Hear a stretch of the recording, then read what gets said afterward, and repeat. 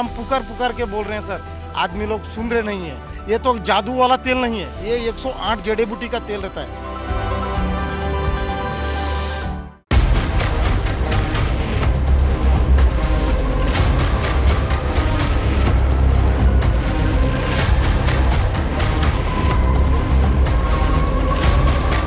बांग्लादेश और भारत के रिश्ते आने वाले दिनों में टकराव की तरफ आगे बढ़ सकते हैं। दरअसल इस टकराव की बड़ी वजह बांग्लादेश की पूर्व प्रधानमंत्री शेख हसीना को माना जा रहा है। वैसे कुछ दिनों पहले ही बांग्लादेश ने भारत से पूर्व प्रधानमंत्री शेख हसीना के प्रत्यर्पण का अनुरोध किया है। सूत्रों के मुताबिक भारत इस पर बांग्लादेश को कोई भाव देने के मूड में नहीं है। बांग्लादेश ने इसके लिए आवश्यक औपचारिकताओं को पूरा नहीं किया है। बांग्लादेश ने 23 दिसंबर को दिल्ली स्थित उच्चायोग के माध्यम से भारत सरकार के विदेश मंत्रालय को एक नोट भेजा था, जिस पर किसी के हस्ताक्षर नहीं थे। सूत्रों के मुताबिक यह कूटनीतिक संवाद का एक निचला स्तर है। प्रत्यर्पण जैसे संवेदनशील मामलों के लिए आमतौर पर इसका उपयोग नहीं किया जाता। शेख हसीना पिछले कुछ समय से भारत में रह रही हैं। उन्होंने छात्रों के उग्र आंदोलन के बाद बांग्लादेश छोड़ दिया था और भारत में शरण ली थी।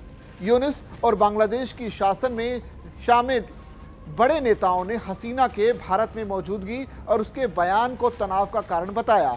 आपको यह भी बता दें कि आंदोलनकारी छात्र ही शेख हसीना को वापस लाने का दबाव अंतरिम सरकार पर बना रहे हैं। सूत्रों का कहना है कि प्रत्यर्पण कोई साधारण प्रक्रिया नहीं है। इसके लिए दोनों पक्षों को अपने अपने कर्तव्यों का पालन करना होता है।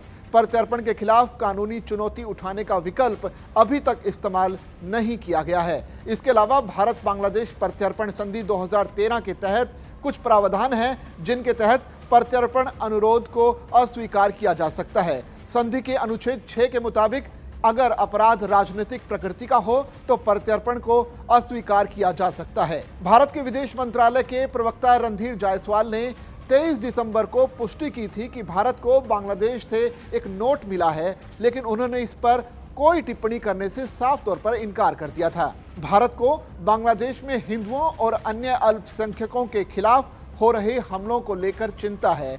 हालांकि हाल के दिनों में कुछ बदलाव देखने को मिले हैं। बांग्लादेश के सेना प्रमुख जनरल वकार उज जमान ने हाल ही में एक प्रमुख बांग्ला समाचार पत्र में कहा कि बांग्लादेश भारत के साथ अपने रिश्तों को संतुलित रखेगा और दोनों देशों के बीच निष्पक्षता पर आधारित संबंध रहेंगे। इसी बीच बांग्लादेश और भारत ने 185 मछुआरों का आपसी आदान प्रदान किया, जो कि अंतर्राष्ट्रीय समुद्री सीमा पार करने के कारण गिरफ्तार किए गए थे। ये आदान प्रदान 5 जनवरी को पूरा होगा। 95 भारतीय और 90 बांग्लादेशी मछुआरों का आदान प्रदान किया जाएगा।